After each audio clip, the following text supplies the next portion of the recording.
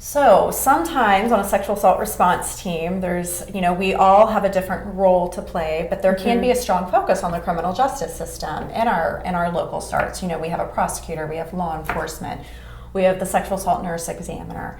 And so how do you address, one of the other questions we got, how do you handle discussing the criminal justice process for a victim, and what are supports that keep a victim more engaged throughout that process? Is there anything that we can be doing if somebody has initially been interested in pursuing that?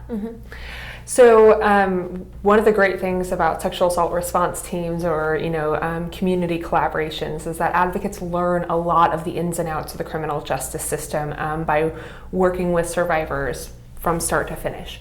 And so we really see it as a critical component of our role as advocates to make sure that survivors understand all of their options with the criminal justice system, and not just their option about reporting, but what might that look like in 6 months or 12 months or 18 months, and be able to provide answers to questions about the criminal justice system.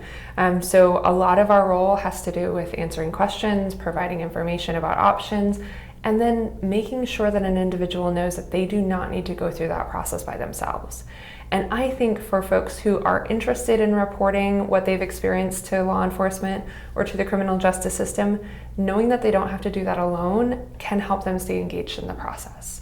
And so having an advocate available to sit with them during a detective interview, knowing that there might be an advocate who can maybe provide them with some form of transportation voucher so that they can get to a court appearance.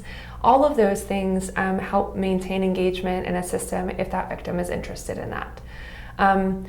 There's actually research that does show that engagement in advocacy services makes victims feel less isolated by the criminal justice system. It makes victims report better experiences with working with community partners in that system. And so even just having advocates present makes people feel safer and more comfortable. So although the role of an advocate isn't to force somebody to participate in the criminal justice system, it's to support and give options. When they do have an advocate, it can help them stay more engaged. Yes, absolutely.